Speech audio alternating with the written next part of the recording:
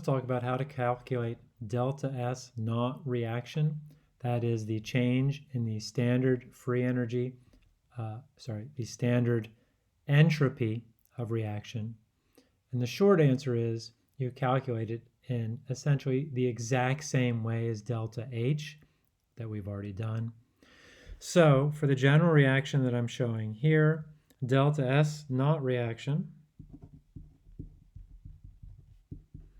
will equal the sum of the product delta S naught values times coefficients. So I'll write coefficients first here. Coefficients times S naught of products minus the sum of the coefficients times S naught of the reactants. Okay, and again, this is very similar to how we did delta H before, but now we're using S naught values. So those are standard entropies. You look the same place for them. You'll see that we have updated the conversion and equation sheet to include not only delta H values, but also S naught and, coming soon, delta G naught. And we'll talk about that in the next lecture.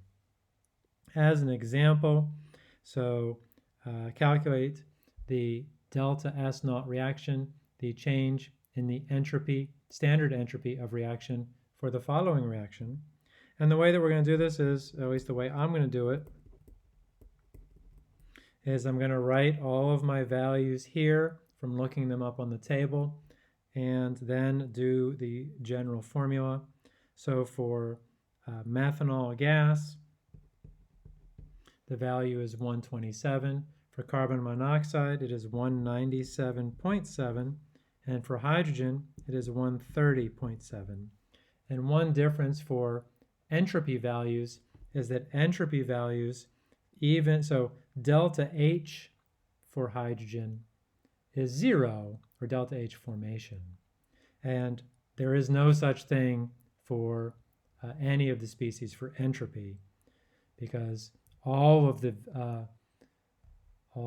the materials above 0 Kelvin have entropy. They have dispersal of matter.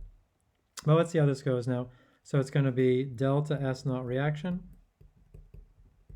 equals products times coefficients. I have a 197.7.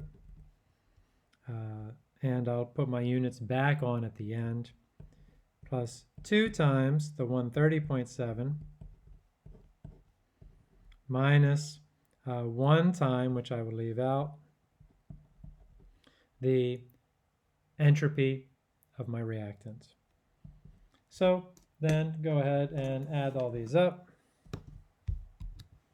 197.7 plus 2 times 130.7 minus 127.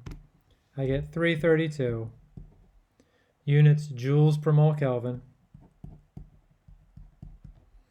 And I'm not surprised that, so this would mean, so the entropy has increased.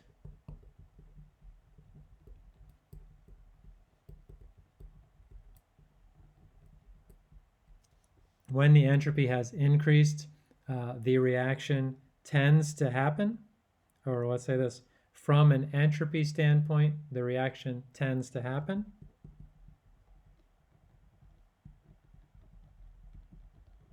From an entropy viewpoint, let's say, the reaction tends to happen.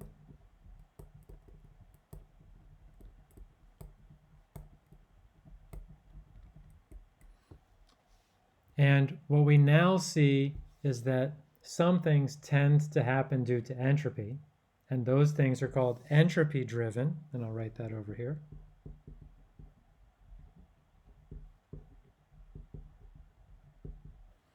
So when entropy is positive, the things tend to happen, reactions tend to happen, they tend to be spontaneous.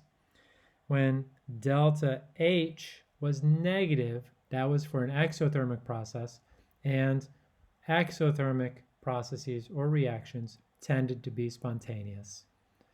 But delta S and delta H are each only part of the story.